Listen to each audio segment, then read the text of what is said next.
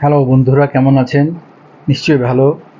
আরেকটি ভিডিও নিয়ে আপনাদের সামনে হাজির হলাম। আজকের আলোচনার বিষয় হচ্ছে মোস্ট কমন যে সমস্যাটা অনেকেই ফেস করে থাকেন, সেটা হচ্ছে গিটার স্ট্রিং অ্যাকশন গিটার অ্যাকশনটা হাই হয়ে যায়, যার জন্য দেখা যাচ্ছে যে অনেকেই বাজাতে প্রবলেম হয়ে যাচ্ছে।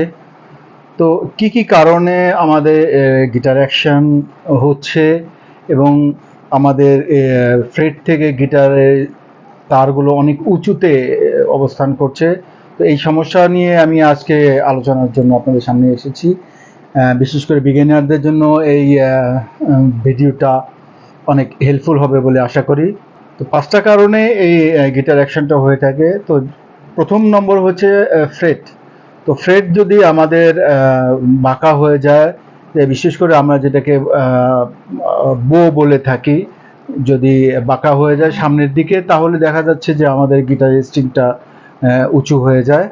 তো আমরা সাধারণত এই সমস্যার সমাধানের জন্য অনেক সময় ট্রাস রডের থেকে চেষ্টা করি ট্রাস রড দিয়ে এটা সোজা করার জন্য। তো অনেক সময় দেখা যাচ্ছে যে আমাদের ট্রাস রডেও অনেক সময় কাজ হয় না। সেটার এক নম্বর কারণ হচ্ছে ট্রাস রডের দেখা যাচ্ছে যে আমরা যখন ট্রাস রড অপারেট করি তখন আমরা জানি না যে কিভাবে সঠিক পদ্ধতিতে ট্রাস রড অপারেট করতে হয়। দ্বিতীয়ত যে বিষয়টা হচ্ছে, অনেক সময় ট্রাস রডের প্যাচটা কেটে যেতে পারে। দেখা যাচ্ছে আমরা অনেক দীর্ঘদিন পরে যদি আমরা অ্যালাইন করতে যাই, তাহলে ট্রাস রডের প্যাচটা কেটে যেতে পারে। তো সেক্ষেত্রে দেখা যাচ্ছে যে ট্রাস রডটা কাজ করছে না।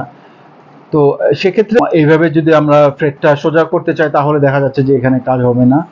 তো দ্বিতীয়ত যে সমস্যাটা হচ্ছে, সমস্যাটা হয় হচ্ছে স্ট্রিং পিলোর থেকে দেখা যায় যে আমাদের এই যে স্ট্রিং পিলোটা রয়েছে, এটা দেখা যায় যে এটা অনেকটা উঁচু। কোনো গিটারে হয়তো এটা বাই বর্ন হয়ে থাকে। শুরু থেকে হয়তো দেখা যাচ্ছে যে স্ট্রিং পিলোটা অনেক উঁচু হয়ে থাকে। তো অনেকেই দেখা গেছে যে এই সমস্যাটা সমাধান করার জন্য আমরা স্ট্রিং পিলোটাকে ঘষে এটা অনেকটা নিচু করে ফেলি, বেশি নিচু করে ফেলি অনেক সময়। তারপর ফলে দেখা যায় যে অনেক সময় এটা গিটারটায় কাজ করার পরে দেখা যাচ্ছে যে ফ্রেট বাজ হচ্ছে। তো এখানে বলি যে স্ট্রিং পিলোটাকে খুব বেশি নিচু করা যাবে না। তৃতীয়ত যে 5টার ব্যাপারে আমরা নজর দেবো, সেটা হচ্ছে নাট। এই অনেক সময় দেখা যায় যে বাইবর্ন এই নাটটার ঘাটটা যেটা থাকে স্ট্রিং এর জন্য, সেই ঘাটগুলো একটু প্রবলেম থাকে। তো সেখানে যদি আমরা পরবর্তী কাজ করে নেই, তাহলেও কিছুটা সমস্যার সমাধান হয়।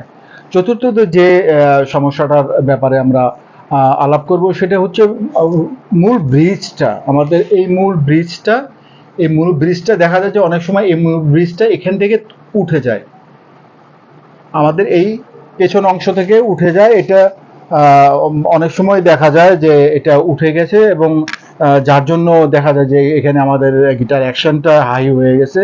তো এটা একটা কমন সমস্যাও বটে। তো সেক্ষেত্রে আমরা কিন্তু এই সমস্যাটা সহজেই সমাধান করে নিলে আমাদের গিটার অ্যাকশনটা আবার স্বাভাবিক হয়ে আসার সম্ভাবনা থাকে। তো সেক্ষেত্রে আমাদের কিছু বিষয়ে নজর দিতে হবে, যে আমরা যেন গিটারটা ওভার টিউন করে না রাখি। ওভার টিউন মানে খুব বেশি শক্ত করে আমরা পেঁচিয়ে এটা টিউন করে না রাখি। সাধারণত যারা টিউন সম্পর্কে জানেন না, তারা সাধারণত এই কাজগুলো করে থাকেন। তো আর দ্বিতীয়ত বিষয়টা হচ্ছে যে আমরা দীর্ঘদিন যেন গিটারটা টিউন করে ফেলে না রাখি, ময়েশ্চার যুক্ত জায়গায় না রাখি। ব্রিজ মেনটেনেন্সের ক্ষেত্রে এই সমস্ত কাজগুলো করলে আমার মনে হয় যে এই সমস্যা আর থাকবে না। আর যদিও ব্রিজটা উঠে গিয়ে থাকে আঠার থেকে, অনেক সময় দেখা যাচ্ছে যে এটা ছুটে যাচ্ছে, অ্যাপক্সিটা মিস করতেছে। তো সেক্ষেত্রে আমাদের মনে হয় যে এটা আমাদের একজন বিশেষজ্ঞ, একজন অভিজ্ঞ একজনকে দিয়ে এই সমস্যাটা সমাধান করে নিলে আমার মনে হয় যে ব্রিজের সমস্যাটা আর থাকবে না। পঞ্চমত যে সমস্যাটার কথা আমি বলছি, আমি অতীতে একটা ভিডিও তৈরি করেছিলাম। এটা মোস্ট কমন সমস্যা হয়ে দাঁড়িয়েছে, সেটা হচ্ছে বেলি বাউলস। এটা হচ্ছে ঠিক ব্রিজের নিচের থেকেই জাস্ট এই জায়গাটার থেকে এই টেনশনের কারণেই, কিন্তু এই স্ট্রিং টেনশনের কারণে এটা কিছুটা উঠে যাচ্ছে, এটা কিছুটা উঠে যাচ্ছে, যার ফলে ম্যাক্সিমাম আমি লক্ষ্য করেছি প্রায় 10টার ভিতরে হয়তো 6টা থেকে 7টাই এই বেলি বাউজের কারণে আমাদের গিটার এখানে গিটার স্ট্রিংগুলো আমাদের ফ্রেট থেকে অনেক বেশি ডিফারেন্স হয়ে যাচ্ছে, উঁচু হয়ে যাচ্ছে, বা যেটাকে আমরা গিটার অ্যাকশন বলে অভিহিত করছি। আর যদি এগুলো এই সমস্যাগুলো হয়ে যায় তাহলে পরবর্তীতে আমাদের উচিত একজন গিটার স্পেশালিস্টের কাছ থেকে এই সমস্যাগুলো সম্পর্কে অবহিত হওয়া এবং পরবর্তীতে তাদের কাছ থেকে একটা পরামর্শ নিয়ে গিটারের কাজ করে নিলে ভবিষ্যতে হয়তো এই সমস্যা থেকে আমরা মুক্ত হতে পারি। সকলকে ধন্যবাদ।